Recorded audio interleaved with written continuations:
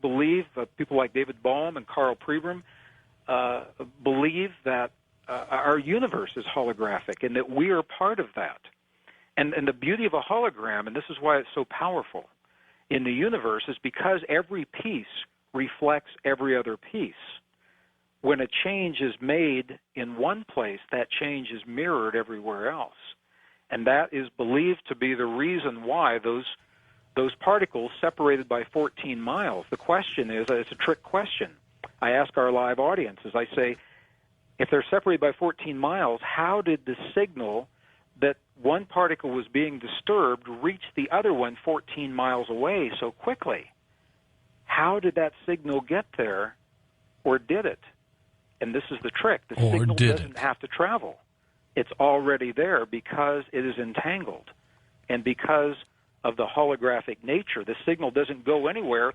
It's already everywhere all the time. This is why remote viewing works the way it works. When our consciousness moves, the language we use is that our consciousness moves from point A to point B. The truth is we simply tune our consciousness into that place, but we're not really going anywhere. And this is the power of this principle in our lives, when we can feel the feeling as if peace has happened in a woman's body, and her body mirrors that halfway across the room, and we can see it through the ultrasound. We know that principle works. And this is why, if our listeners are listening, I know people out there, you've got loved ones in the battlefield of Iraq, half a world away, and you say, when I feel my prayer for my loved one, how does my prayer reach them on the other side of the earth? And the answer is, when you create that prayer in your heart, it's already there.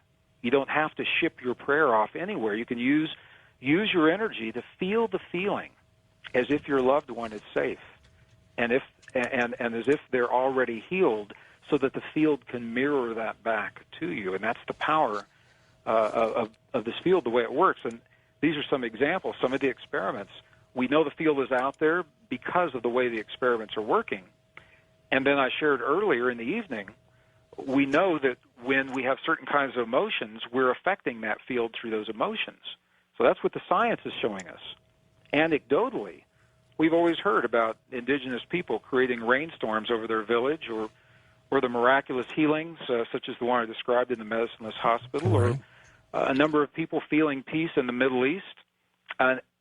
While they were feeling that peace, all that could happen was peace.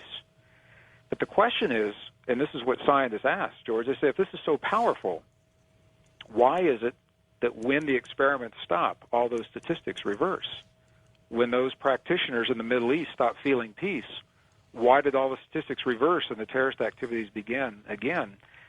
And this is the crux of the irony that was left to us in those ancient texts, because what they described is this feeling isn't something that we do every once in a while when we want to change the world. It is something that we become. And we can hold these feelings throughout the day. It's not something that we stop and do for a few minutes in a prayer or meditation, and then we get up and leave, and the prayer or meditation is over. If the abbot in the monastery in Tibet, he said to us, he said, feeling is a prayer. There's no words, no outward expression. A feeling is the prayer. Well, we're feeling in every moment of every day, so we're essentially in prayer. This is a modality of prayer, every moment of every day. And if that's true, we can feel that peace or that healing to some degree when we're driving down the freeway to work, or in our office place, or at the family dinner table, to the best of our ability. That is our workshop in life, to feel those feelings, even though the world around us may not always support or seem to support what it is that we're feeling. Well, I was going to say, what are the practical ways then to use this in our day-to-day living?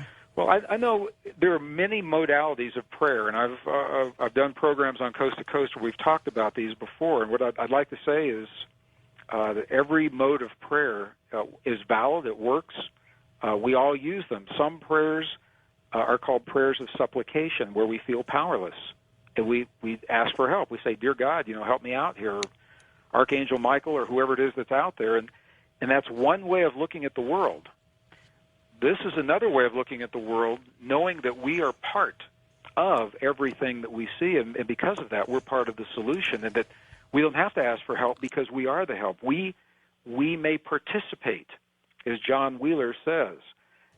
We may communicate with this intelligent field to bring about this outcome of healing or peace or abundance in our lives or whatever it is. The key is, and this is easier said than done, I know it is, because of our conditioning here in the West. The key is to feel the feelings as if our heart's desire or our prayer or what it is that we're choosing to experience has already happened. To feel as if the healing is already there in our loved ones, or if the peace has already happened at the family dinner table in our communities, to give that field. Remember, we're programs within this massive consciousness computer of the universe.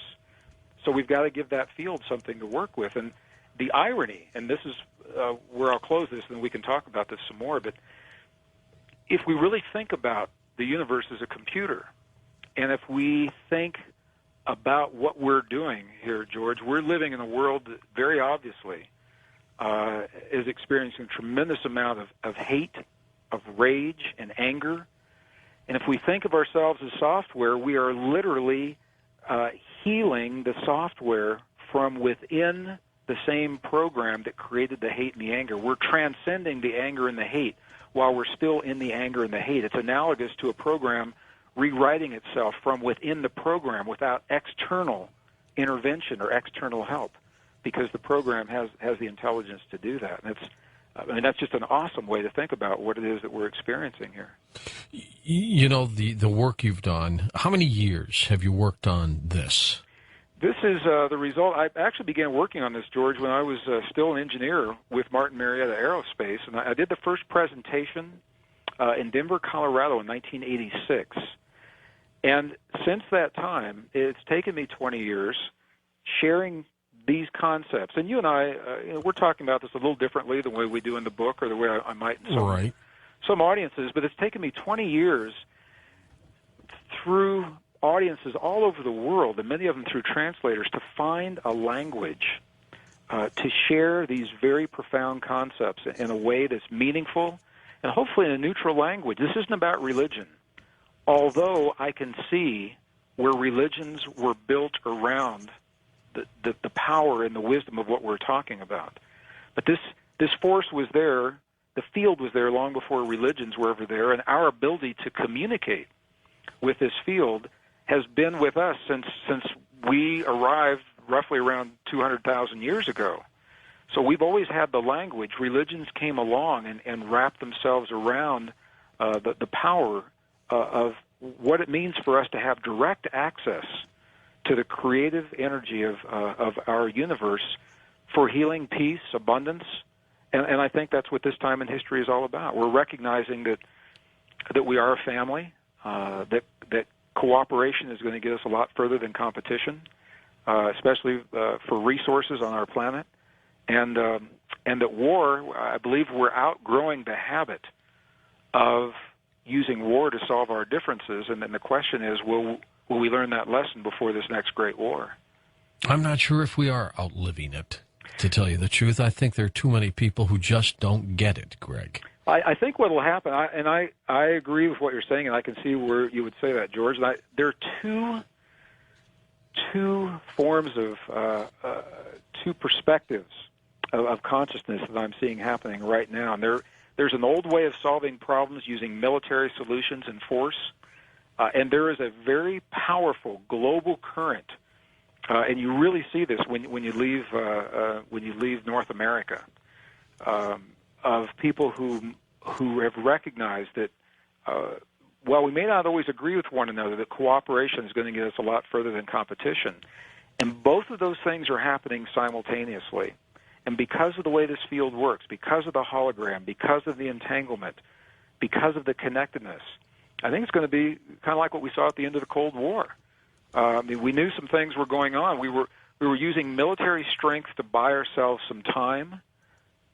And on the other hand, there were people that were working from a very different perspective to change things. And we'll never know everything that happened. From working with the military, I know that we never have all the information. See, I agree with you when you say we're always in it.